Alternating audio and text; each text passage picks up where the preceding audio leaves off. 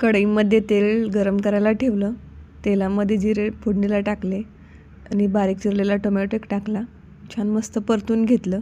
आज खरं सांगायचं तर भाजीला काहीच नव्हतं.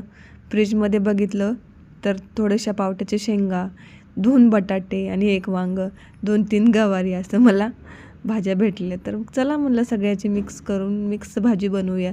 तसंही संक्रांत तर पुढच्या महिन्यातच आहे. तर आपण आत्तापासूनच संक्रांत महोत्सव करायला काय हरकत आहे. म्हणून बघा इथे मी भाज्या सर्व चिरून मस्त परतून घेतल्या आणि एक वाटण बनवते. त्याच्यामध्ये तीळ, भाजलेलं खोबरं, लसूण आणि कोथिंबीर टाकून ते मस्त वाटून घेतलं आणि भाजीला पण एक छान वाफ काढून घेतली आणि तो आपला घरगुती मसाला टाकला.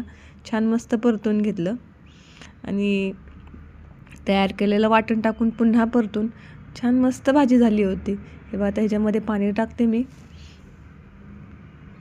आणि माझ्या चॅनलवर नवीन असेल तर सबस्क्राईब करा, कमेंट करा. आवडतात का रेसिपी तर नक्की सांगा.